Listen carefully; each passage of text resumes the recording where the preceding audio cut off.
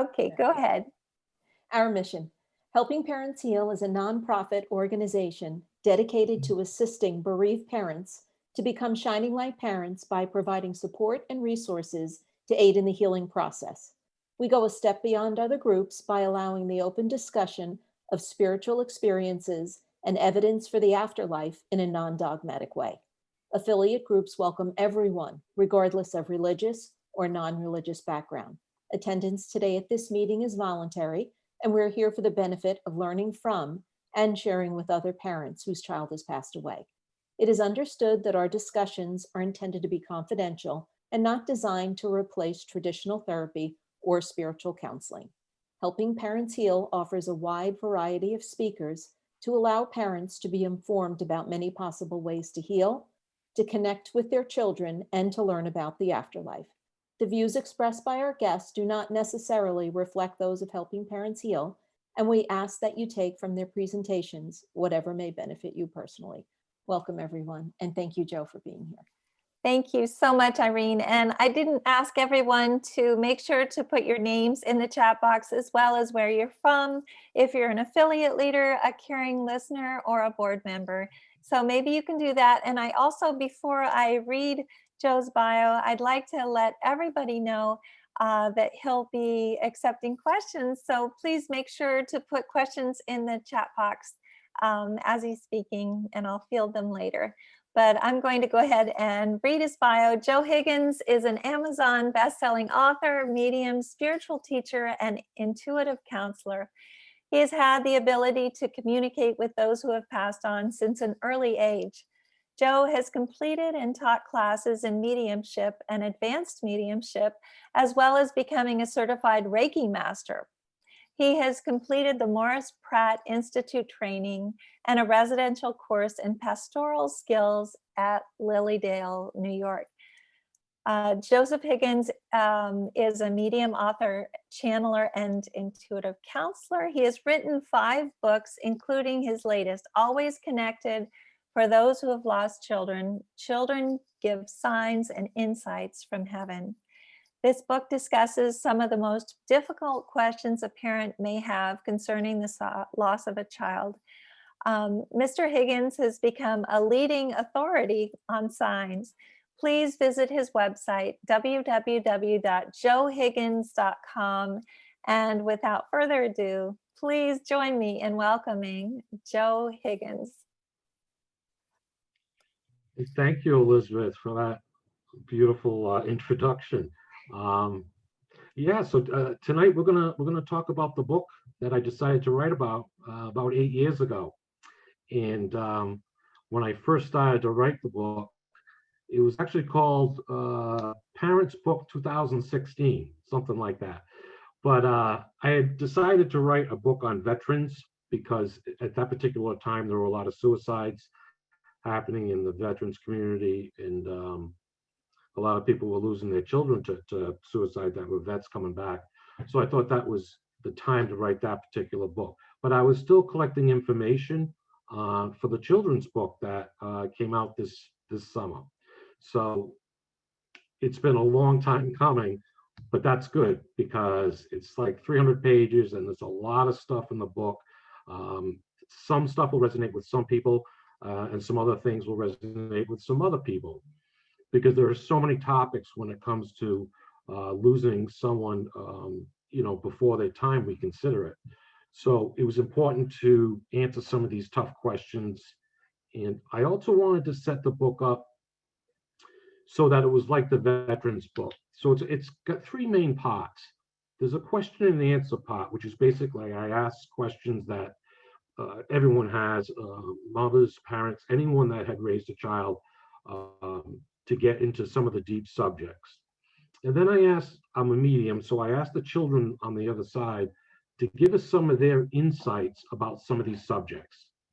And then I asked the children, actually I asked a lot of the parents, and there's a lot of parents in your organization that shared a lot of sign stories, which I think is very, very important to show that the children are still in everyone's lives, and they're still around for holidays and special occasions, in that life truly does go on.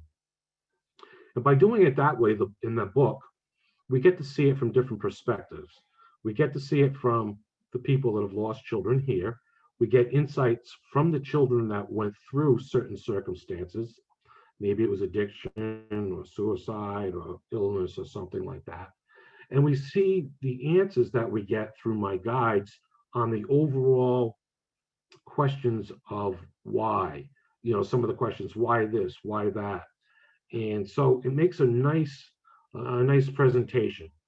And I think it's important because we need to take everything in a completed way as opposed to just bits and pieces, because then what we do is we start to make judgments about certain things that just don't add up. And that's one of the main reasons why I wrote the book. I wanted something out there that had a lot of everything put together and not just pieces here and there, because there's a lot of misinformation out on the internet and in certain books. I just wanted to clarify all that stuff. So what I'm going to do tonight is I'm going to stick to some main concepts, and then I'll go over a couple of topics, and then we'll open it up for questions, because there's just so many topics in the book that I can't cover it in this particular time. So, but one of the main things I want to mention, and I'm just going to go through it because I'll just start rambling because I want to get as much information out as I can. One of the main things in this book that I learned was that we are all individual souls. And the children that have passed are individual souls. And the children, and when I say children, I mean, you can be 45 or 50 years old and still be a child to a parent. It doesn't necessarily mean, a child was 8 years old or 2 years old or 15 or whatever. Anyone that has raised a child, even if it wasn't a biological child, still knows the loss of a child. So that was important for me when I had put the title of the book together. I didn't want to leave people out that weren't necessarily biological parents that still go through the grieving process and have all these questions also. So I wanted to be inclusive. But it's very important to realize that these children are fully independent souls. And age is a huge misunderstood term.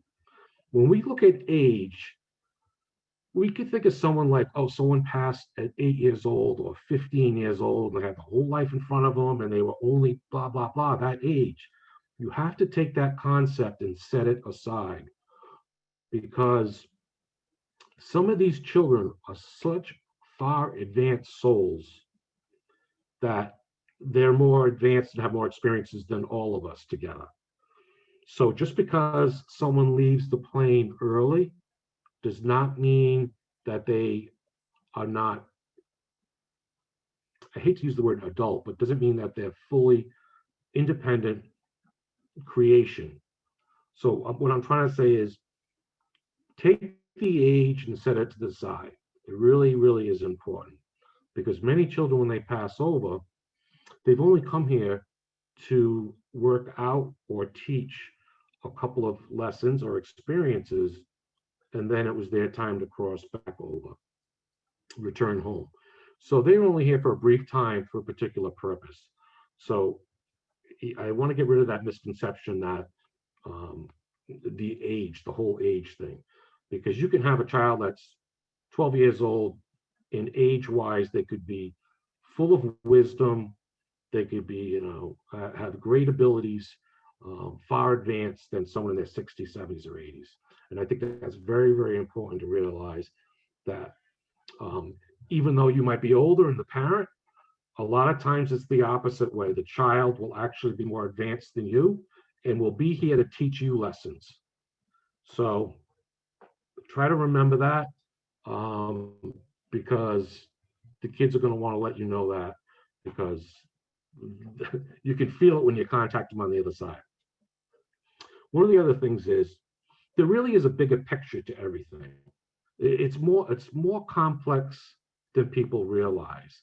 The whole, the putting together the soul contracts and life plans and free will, there's so much going on at once. We're never going to have all the answers, and we're not supposed to have all the answers. But like I was talking to Elizabeth earlier, if we can get little glimpses of what's going on, we can start to put the pieces together, and maybe we'll start to get some insight into this life that we have, this adventure we call life. So it's important that we realize that there's a lot of things we don't know that are happening behind the scenes that you're just not going to understand. But tonight I'm going to try to go through, and in the book I try to explain some of these circumstances that are happening and why they happen. But we're not going to have all the particular answers at one time. What I want to do now is I'm going to read just a small paragraph about soul contracts. And I don't like to use the word soul contract. They're more like soul plans. Contract sounds so legal. I don't know. I don't think it's the right word, but it's a concept we use in modern day society. So I'll use it. The soul's objectives are planned out before birth with groups of other souls in order for certain experiences to take place. The soul plan will include certain achievements and opportunities that the soul wishes to accomplish while incarnate. Can plans that are made before you arrive be altered once you become in the human experience? And the simple answer is yes. And this is what we call one's life plan. A life plan is similar to a soul plan, as it is initiated before you arrive on the earth plane. When a decision is made for you to accept the journey that you have chosen, your body is created, and the plans you have initiated begin to play out. So you have the soul plan, which is the overall objective, and then you have the life plan of how it's going to play out. As you grow and achieve certain milestones in your soul plan, opportunities to learn different lessons will appear during your lifetime. The ability to interact in these new opportunities will be associated with the term life plan. The term free will has been used to describe the ability to interact or change the course of one's life plan. This is true to a certain extent, but in actuality, it's much more complex. So we have these objectives and goals, and then we kind of find a way, we build a path before we get here, and then we get here with our soul groups, people that we're going to interact with for certain experiences and teaching opportunities. And then we throw free will in. And free will is just like the word says, it's free will, and it can kind of make things go a little crazy. But that's what makes life really important. The life plan is more fluid and involves more of a free will decision-making objective. So in this way, there's an example I used in the book that a soul wanted to come to the earth plane to partake in saving someone that was drowning. And their soul life plan was that they were going to grow up in England, and then in their 20s, they were going to join the Navy and have that opportunity to save a soul and have the experiences around that would help other people. But when they were born in England, they decided when they were in their teens or early 20s, through free will, that they were going to move to California and become a surfer instead of joining the Navy in England. And through free will, the opportunity to save someone that was drowning is still available to that particular soul because they decided to take up and become a professional surfer. So obviously, they're going to have opportunities near the water. So that's just an example on how free will can change one's life plan. Life plan is just basically, it's like penciled in, and then through your free will, you can alter it a little bit, but your main life plan will stay the same in order to achieve your life goals, the goals and opportunities of your soul contract. So that's one of the particular things about free will. It gets much more complex because as soul groups, we interact with other soul groups. And a lot of times you can tell who's in your soul group because sometimes you meet someone for the first time and you guys become fast friends, or kids have friends that they just seem to make a friend really early in life and they're very close all the way, through the 20s, 30s, or sometimes I'm sure some of you have lifetime friends right now, and you guys come in the same soul groups.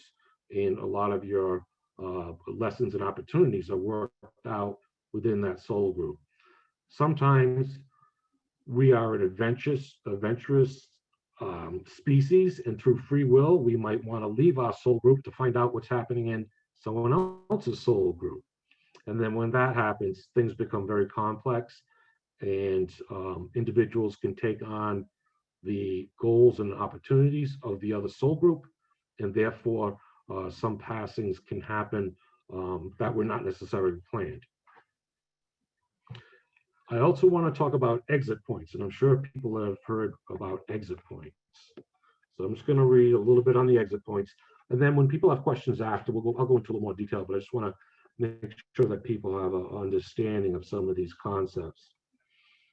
Souls can take advantage of certain exit points that are created before they come to the earth plane. These exit points are opportunities for the soul to return to its original environment at a pre-selected time. If a soul has achieved the majority of its lessons that it came here to experience, it may decide to return earlier than it had planned. Lengthening its existence could cause others to abruptly change their soul plans and not be able to achieve the lessons they came to learn. Like I had said earlier, sometimes, especially with children, they're only here for a few lessons to either teach or experience.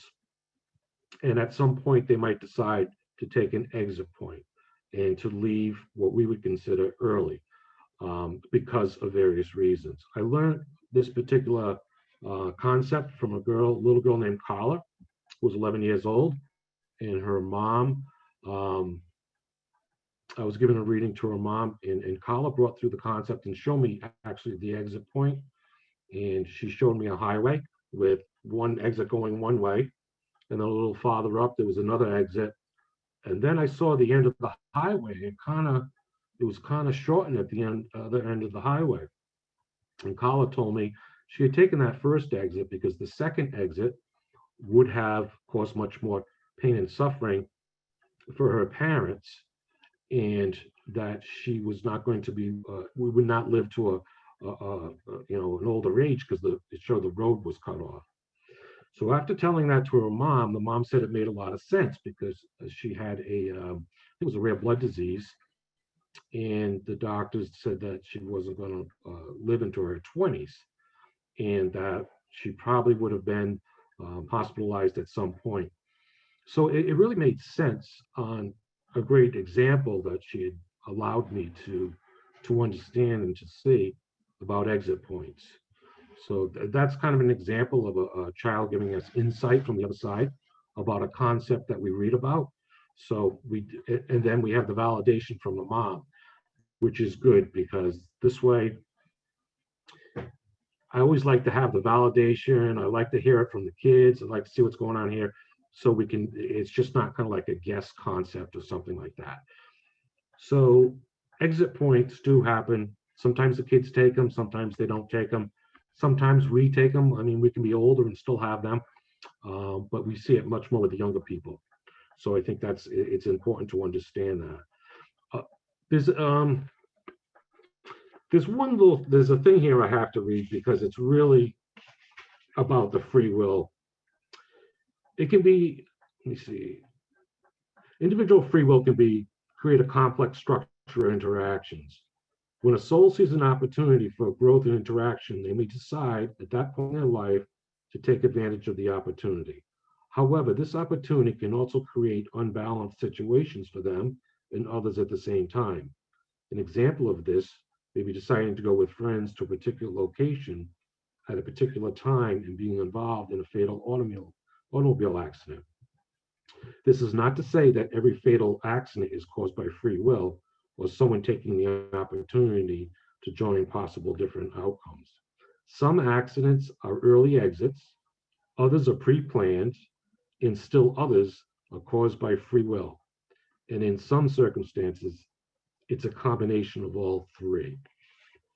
So when I said earlier about being complex and a lot of stuff going on that we don't know about, that's a perfect example where the interaction between souls, the children in this case, working within the soul groups, have multiple opportunities to cross back over to their home.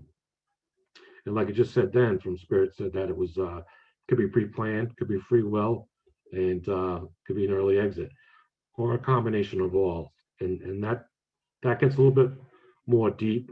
In that particular situation, I think it was a child that had decided to interact in a different soul group, which to make it easier, think about it, interacting with another group of friends outside of his area or whatever, and then became involved in a situation where people were going to cross over, and he might have joined it as an early exit, or he might have passed as free will of going along with them. Okay. And that's in that particular situation. So there's a lot more going on in that whole thing, and I keep saying that, but you can tell by some of these methods. Another big thing I want to talk about is guilt, because it just blocks healing so much when you have guilt. And I just want to read a couple of things on this particular one. There are many aspects to a crossing, and they depend on each individual. Some may have been pre-planned the crossing, some may have taken advantage of an early exit, and others will pass due to the judgment of free will, like we just talked about. What all of these have in common is that the individual who crosses over is in charge to a certain degree. And that's a big thing, because I know a lot of times people have guilt that they could have done something differently. And actually, that paragraph came from the chapter, Could I Have Done Something Differently? So the fact is that there is nothing you could have done differently to change the outcome of what happened. If your actions had caused the child to miss an opportunity to cross over, a new exit opportunity would have appeared, and the child would have had the ability to take that one. A parent's decision will not affect the child's path and decision to cross over. You do not have control over a child's transition. When I had gotten that, it was really difficult. I mean, for like a week or so, I kept on going back and I wrote more into the chapter, but I thought it's really, really, really big. And I thought it kind of blew my mind that parents, you do not have control over the passing. The child has it. And it doesn't make any difference if you had put a child into a dangerous situation. It doesn't make any difference. It was not your responsibility. I mean, you didn't have the ability to cause that crossing over. And I know some people have a lot of guilt about it, even if they feel like they were the instigators of that crossing over. And that's not the case. So that's a huge thing with guilt, to understand that concept. It's a hard concept to understand, but there really is. There's other things going on. And once again, the child becomes the parent, and the parent becomes the child, because the child has that soul connection. Excuse me, they know what's going on, and they're the driving force. So it's important to go easy on yourself when it comes to guilt. Guilt can have a tendency to just kind of play on itself constantly, and it's kind of like a form of torture you give yourself.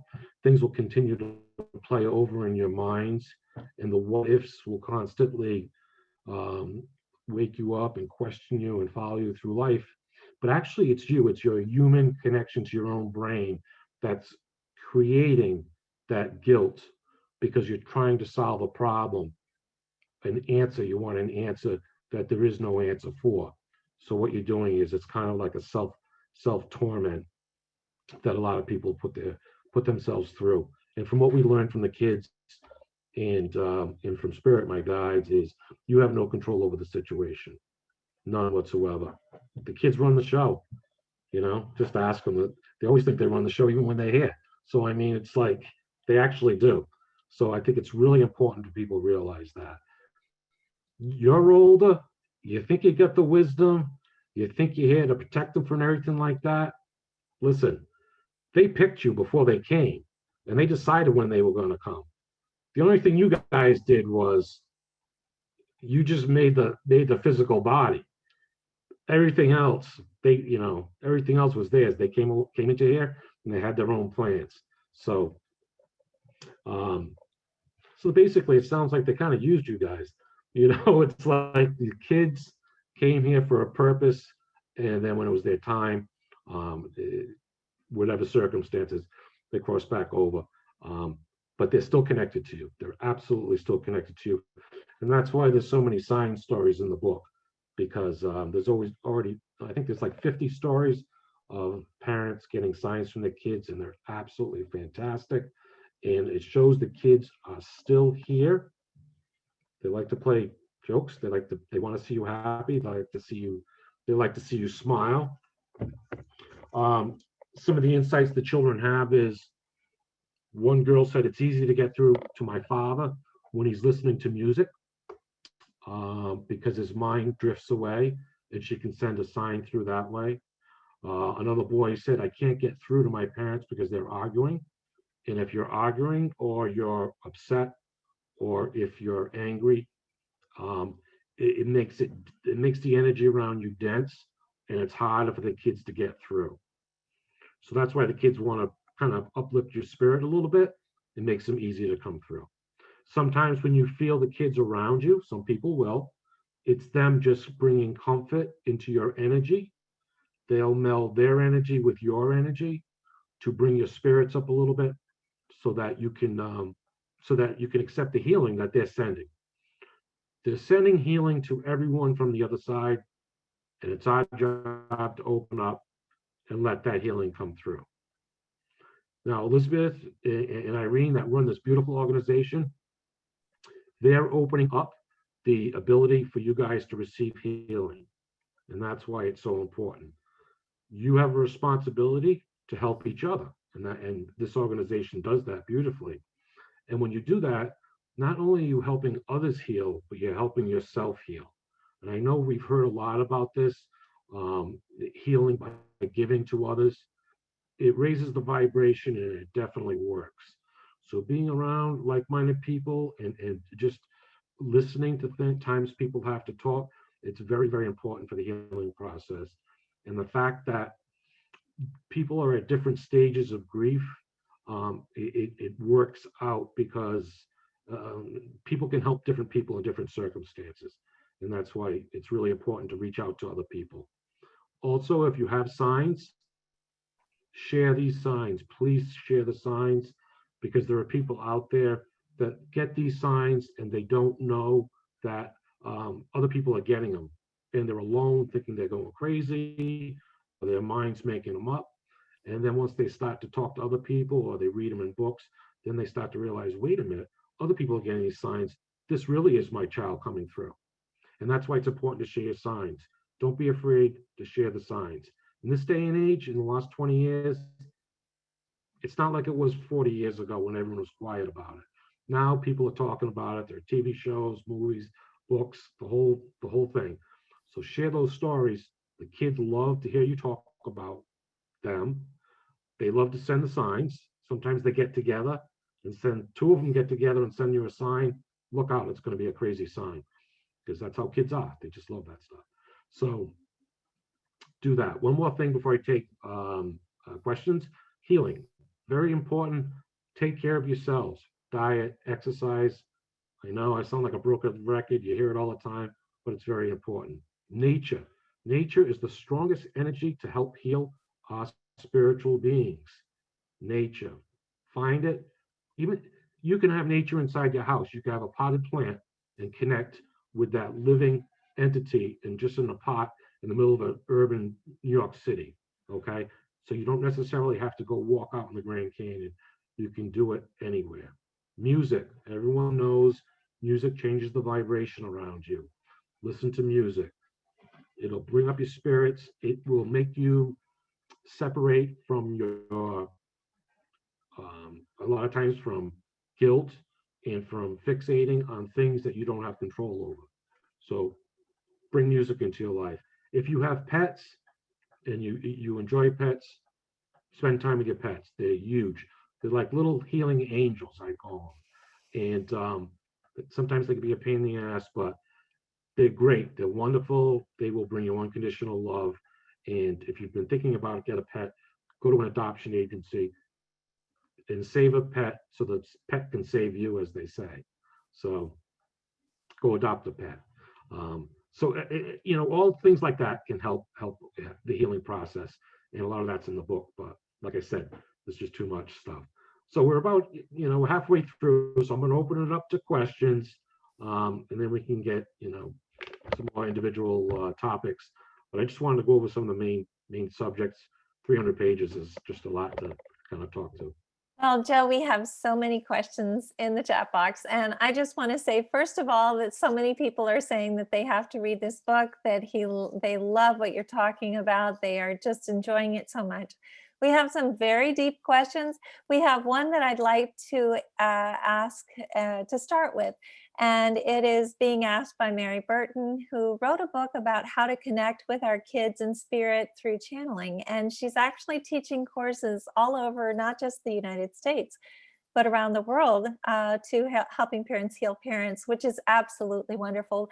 But she asks, in Always Connected, you mentioned that a parent's responsibility does not end just because their child has transitioned. Could you explain a bit more about this? Sure. And a little girl came through and she had said that. She said, "Mom, just because I'm not there anymore doesn't mean I'm still not your daughter." And it was kind of the daughter kind of giving the mother kind of like a stern lecture saying, "What's the deal? I'm still here. So we're still connected. We still have a relationship. And I want to see you happy." She says, "I'm learning stuff over here and I'm growing over here. And I expect you to do the same thing." And so she's basically saying is she could still feel the mom's emotions. And she was like, "Come on, Mom, we're still a family. And so you got to hold up your end of the bargain." So I thought that was wonderful because it's definitely not over, not by a long shot. It's still a very interactive relationship. And like I said to Elizabeth earlier, especially around the holidays, invite your kids in. They're going to be there anyway, and they want to be involved, and they like to laugh. And I know it's a difficult time for a lot of people around the holidays, but think of it from that perspective, that your child is there. And I can hear the kids now saying, "Oh man, this is a bummer. What kind of Christmas party is this? Everyone's bummed out about me." And it's like, no, I want to have a party. And that's how the kids are. So that's part of your responsibility is to, I can hear them yelling now. They're all saying, "Suck it up, buttercup." You got to, they want you to raise your vibrations and have some laughs, share some good memories with them. And the love will come through so strong. Back and forth in the healing. It'll help you heal, or bring you just the joy and love that connection is still there. Well, Shannon is saying, my favorite part of the book, when it is naturally time to cross, we meet up with our kids and can relive the moments that we thought were lost. I very much recommend this book, very cathartic, which I know that George Anderson says that when we meet our kids on the other side, it'll be as though not a moment has passed. And I think that that's really important, especially during the holidays, to realize they're not missing out on anything. And we aren't either. It was a huge thing to learn when that concept came through. And when I talk about it in the book in a little bit of detail, that when it's your time to cross over naturally, and when I say naturally, an accident or something, not through suicide, what happens is you have the ability, if you want, to relive from the timeline of when your child passed all the way through a full life, through all the milestones. It could be through proms, it could be through weddings, children, the terrible teens, whatever. You will go through that whole thing if you want to, because you will have the ability to be able to do that. So don't think like, oh, when I get over, they're not going to recognize me or they're going to be older. you'll have the opportunity to see them at that age, and live that whole timeline if you wish. With suicide, and I think it's important to bring up, a lot of times parents consider suicide to meet their child on the other side. And what I learned from a girl over there, they said you can't do that. I mean, because what happens is when you get over there, you meet up with your child, but you meet your child the way your child is. And that could be an advanced soul that could be, I don't want to say the age 100 years old, but it could be an advanced soul that is so far advanced from you that you don't recognize who it is. The love on the other side is so much finer and stronger. Um, so the connection's always going to be there. But when someone crosses over through suicide, just to be with that other person, the entanglement or the complexity of it, it goes in a different direction. And I'm not saying, there's still a lot of love involved and things like that, but it has to, you have to kind of go to school and find out, why you took this particular action. And when you're doing that, who wants to be in school on a nice day? You know what I mean? If you just go naturally, then when you get over there, it's like, hey, let's go fishing, or let's go shopping or something like that. So, and I want to read something that the girl actually said. Her name is Becky. This is Becky. All I want to say is, Mom, don't do it. Don't do it. The mother was considering suicide. It's not what you expect. There is much more going on than you realize. It's not as easy as you think. Yes, the transition can be natural, but the reason for the transition are where it gets really murky and complex. Ending your life and coming over here to be with me is just not going to work out. It's like you coming to visit me at school, but there were other things going on that weekend. So you run into traffic and then you're late and my schedule is off and I can't get to see you. And it turns out to be a shit show. That's how kids talk. Not because of your intentions, but rather because of the way things worked out. So just plan that we will get together after it's your time to pass naturally, and we can reminisce, laugh, and create new memories together at that point. Anything before that would just be a messed up time. I will definitely see you. We'll plan a date way in the future. Actually, it's not that far in the future because life on your plane is actually very short, though most of you don't understand that. So do the things you have to do in life, like you would go shopping before you would come to visit me at school, and I'll see you when you get here after a long and interesting life. Love you, and I'll keep an eye on you. So behave. And she laughs. So that's an insightful story from a girl that mom was very struggling with her passing. And I love the way she put the example in about, and I think we've all experienced that when we kind of make plans, last minute plans, and we try to force something in. Oh, it's Friday night, we got to get together, we got to do this. And when you force it, it doesn't come out right. And it's like sometimes you just say, we should have just stayed home. You know what I mean? And people can experience that. And that's what I get from that story from this girl. It's like, Mom, it's not going to work out right. You might as well just stay home. And then we'll do it another time, and then we'll have a great time. So I think that was a great lesson for people that are in that particular, in that cycle of grief, that, you're going to see your kids again, and you're going to have a lot of laughs, and to take one step at a time and try to get off that, that wheel of guilt right now, and seek out friendship and colleagues and other mothers, and start that healing process. So other mothers and dads. We've got lots of dads in our group too, which I feel very grateful for. And I wanted to just say that what you just said, a lot of people are concurring with, and I think that it's brought a lot of comfort to them. Tina is asking a very interesting question. Soul agreements make so much sense to me about our lives journey more than anything else I've read. And I believe it to be true, but the only thing I struggle with is why would we leave somewhere so perfect to experience opposites here on earth? I know it's to grow, but I feel my soul is a bit of a douche to agree with this. Sorry, that's my girl comes through so strong with so many signs, but it doesn't compensate for her physical presence. Right, absolutely. The physical presence isn't here, and we still have to, that's something that we have to deal with. But that's the $1 million question. Why would we come from someplace so wonderful to come here? And we talk about the experiences um, or teaching avail. A lot of times we come here not just to experience things. We come here to teach other people about love and compassion. And in the chapter, excuse me, I wrote a chapter on murder because obviously people lose children through murder. And a lot of times when the murdered child are very advanced souls. And a lot of times if they do decide to come back to the earth plane, a lot of times they come back as nurses, paramedics, doctors, psychiatrists, psychologists.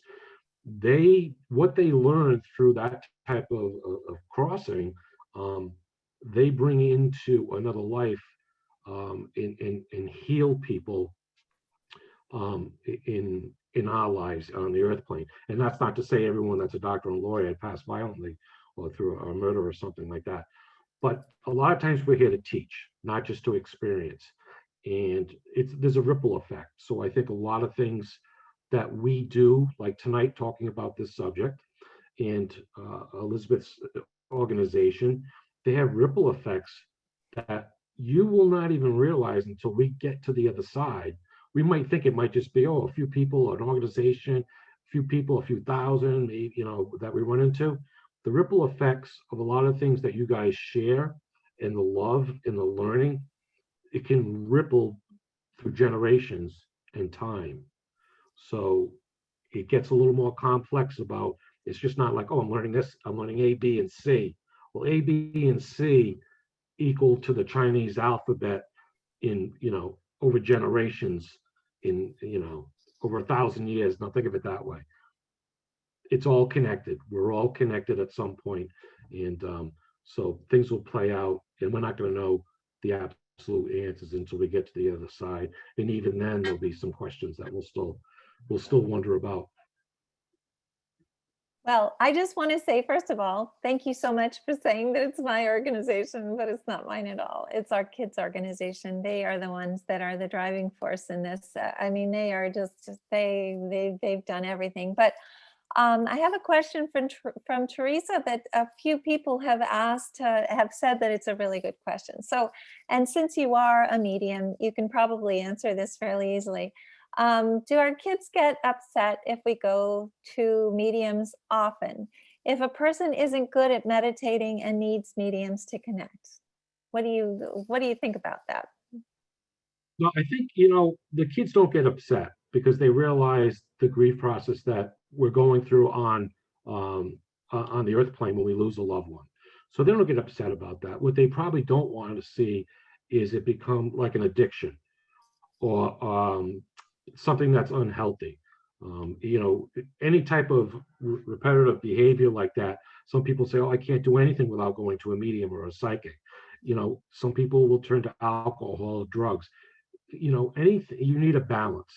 Anything that you go overboard on is not going to be healthy. And the kids want to know that you still have to live your life. You still have to have your experiences. You still have to have your wows in your sad time and your happy times. And they don't want to see sad, sad, sad. They want to see, let's be happy. So they want a balance too. So I think that's, probably the best answer I get from the kids.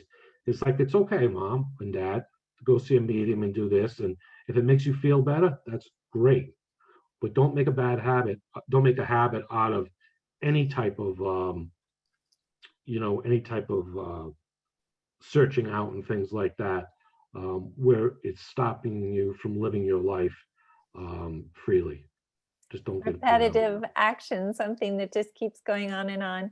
Well, I know that you talked about soul plans, and I know that you talked about free will, But Babette is saying, so do they choose the way that they go? They choose addiction, cancer, or whatever. Do you have any insight on that?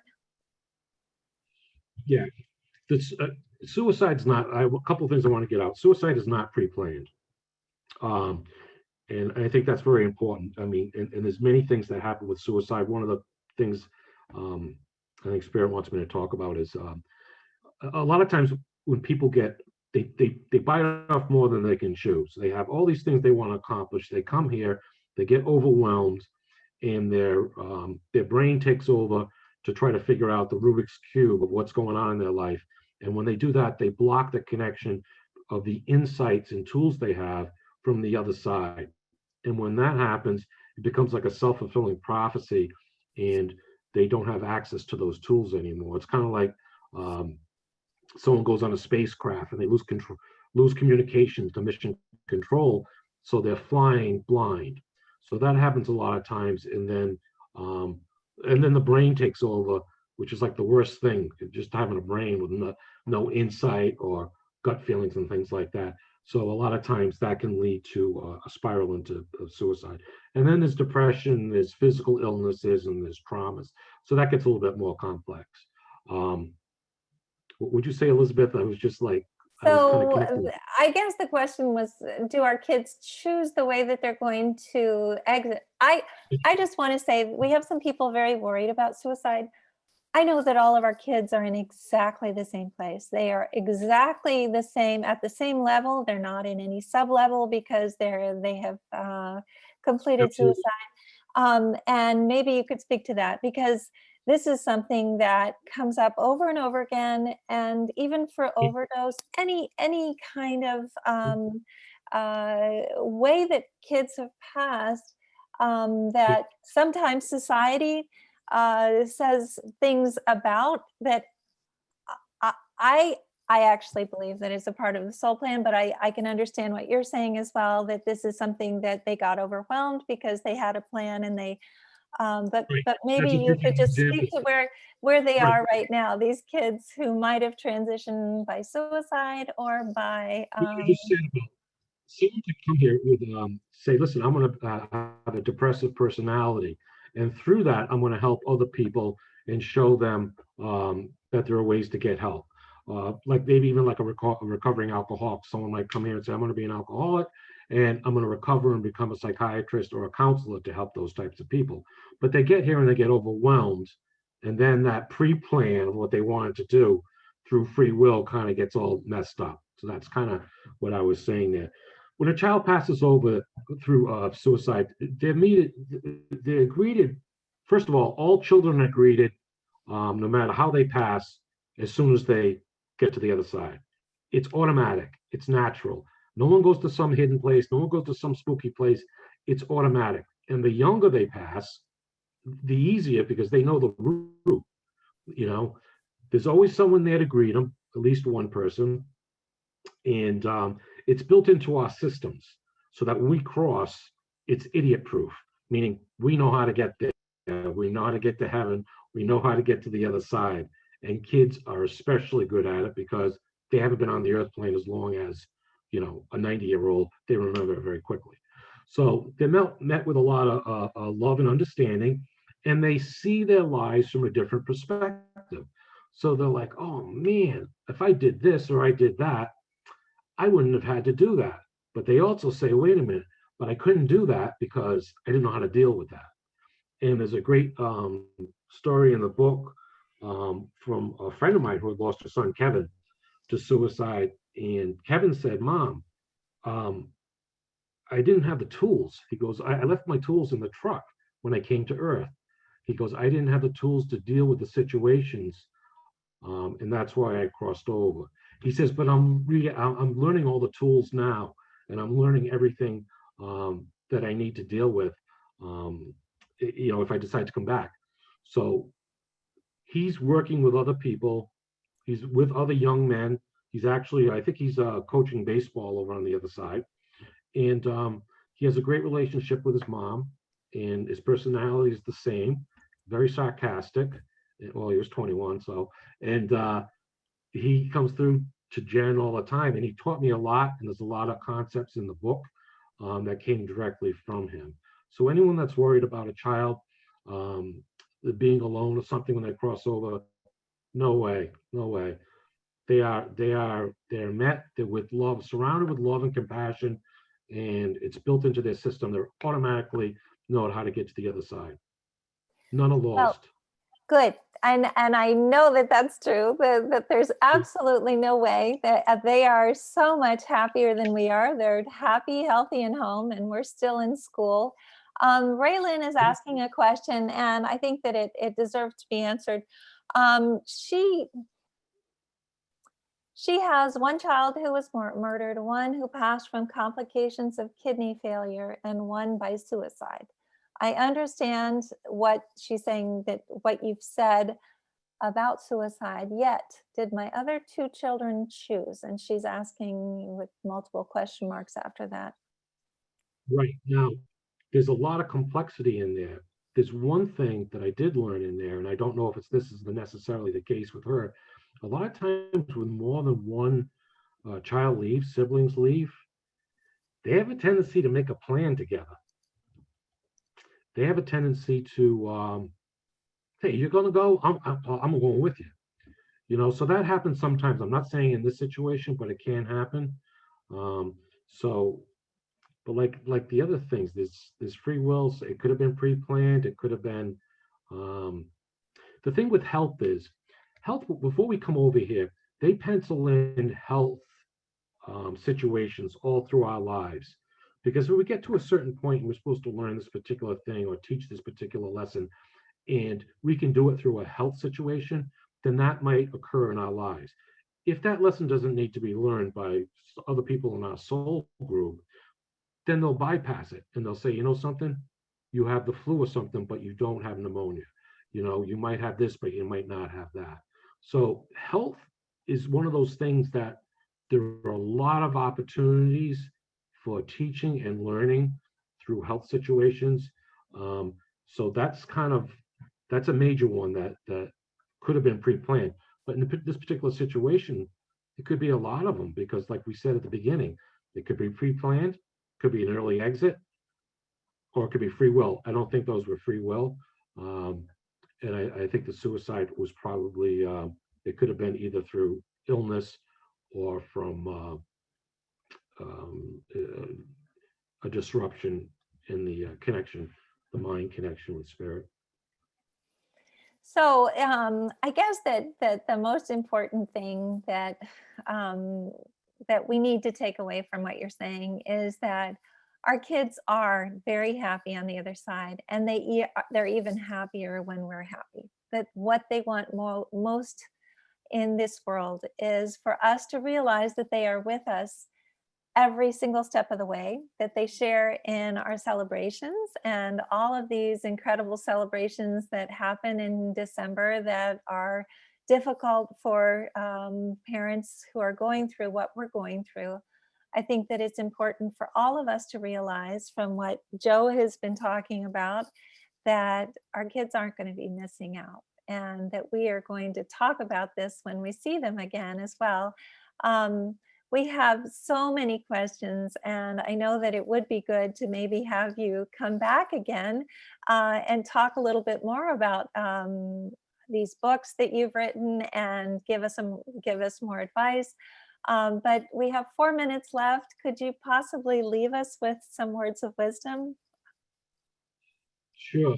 I think that, one of the main things that the kids want to get through is they want us to live our lives. And I know I have mentioned that before. They want us to be able to, if we're in a situation where we don't feel like we can go on, or our lives are stunted in some way, they want us to at least be open to healing that they're sending. They're around us all the time, and they're sending us love. And also open up to the love that's being sent to you guys from some of your colleagues and friends. So the people that are in on this Zoom meeting tonight, send love to each other, but most importantly, open up your heart to receive love from the other people here. Because a lot of times we have a tendency to shut ourselves off. We'll send love or we'll send gifts or something, but we're not allowing it to come to us, and it has to flow. Don't block it. Your kids don't want you blocking the healing process. And that's why the kids, when they usually come through, they come through with silly stuff because they want to see you laugh. They want to see someone walk into a door. They want to see something drop in the kitchen floor and you guys swear. They like to see that because they want to see a reaction and to show that they're around, but also that you're still alive and you're still here and you still can have opportunities to come, and you don't know what's planned for you down the road. There might be certain things that are planned down the road that you could affect other people's lives in such a positive manner that you have no idea about right now.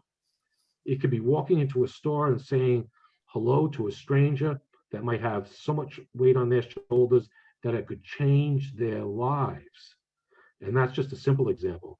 The complex examples, they can go as far as you can think. So take care of yourself. Talk about your kids all the time. Try to stay open to signs. Take care of your health physically. Go out in nature. Smile. And try to do something goofy. Just trying to do something that your kids would love for you to do. If it's something stupid, that's even better. That's got so much energy built into it. So the kids are light. They're so light when they come through. And we are dense here in more ways than once. You know what I mean? So the kids, I can hear it now. They're saying, lighten up, Mom, lighten up. So that's wonderful. Okay, so I just want to tell you that Danielle is saying thank you. I am buying this book as soon as we end. Anna Molina is saying this is beautiful to hear. Thank you. Mary saying love to all. Simone is saying thank you, Joe. So amazing. Lots of love to all. So Mary Burton is saying thank you for a wonderful presentation, Joe. A number sequence is saying thank you for this presentation tonight. Extremely grateful. Unfortunately, sometimes people don't name their iPads. Sherry is saying that is amazing and so very true. Carla saying amazing presentation, Joe. Thank you so much. Looking forward to you coming back. And then Christina saying serving others through everything we have learned. Thank you so much. Much love, especially this month of December. And then Mary saying, thank you, Joe. They're just, everyone's saying thank you. And I don't want to have everybody jump off before we can all say thank you to you in person. So what we do is we always make sure that everyone can unmute. And so I think Irene's already done that. Everyone so can let's unmute go themselves. ahead and unmute Thank and you, say, Joe. It was a Thank great you, night. Joe. Thank you, Joe. Really good. Good night. Thank you, Joe. Thank you, Joe. Good night. thank you, Thank you. everyone. Thank you. Thank you, It's been a Irene. while, everyone. That was Good wonderful. Merry